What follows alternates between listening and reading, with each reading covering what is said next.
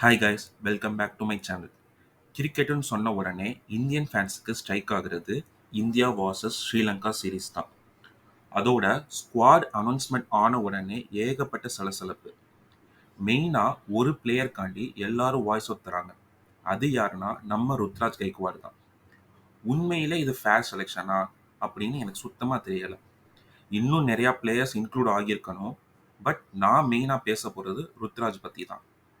எப்படி இவரை டீம்ல செலக்ட் பண்ணாம விட்டாங்கன்னு சத்தியமா எனக்கு தெரியல. அவரு வைஸ் கேப்டன் ஆகுறதுக்கு கூட தகுதி இருக்கு. பட் ஆனா அவரை பேக்கப் ஆப்ஷனா கூட மதிக்கல. ஜிம்பாப்வே சீரீஸ்ல அவரோட பிளேஸை நிறைய வாட்டி ஸ்வாப் பண்ணி இறக்கி விட்டாங்க. பட் அப்பவும் அவரு நல்ல பெர்ஃபார்மன்ஸ் தான் பண்ணாரு. சரி, இதை விடுங்க. நம்ம இப்ப T20 ஸ்குவாடை பார்ப்போம். T20 ஸ்குவாட்ல கேப்டன் வந்து சூரியகுமார் யாதவ், வைஸ் கேப்டன் வந்து சுமன் கில்.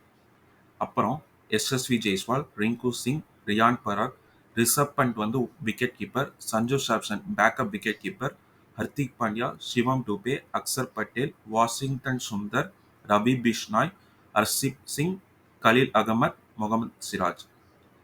ஓடிஐ ஸ்குவாட் எடுத்துக்கிட்டோம்னா captain Rohit Sharma, Shubman Gill vice captain, Virat Kohli, KL ராகுல், Rishabh Pant wicket keeper, Shreyas Iyer, Shivam Dube, Kuldeep Yadav, Mohammed Siraj, Washington Sundar, Arshdeep Singh, Riyan Parag, Axar Patel, Khaleel Ahmed, Harshit Rana. எனக்கு இப்போ இதில் என்னன்னா, இதில் ஏதாச்சும் ஒரு ஸ்குவாட்லனாச்சும் அவரை செலக்ட் பண்ணியிருக்கணும். பட் இது ரெண்டு ஸ்குவாட்லையுமே ருத்ராஜ் கைக்வாடை செலக்ட் பண்ணவே இல்லை.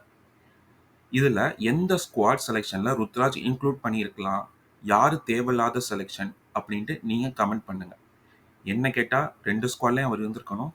பட் இல்லை. தேங்க்யூ.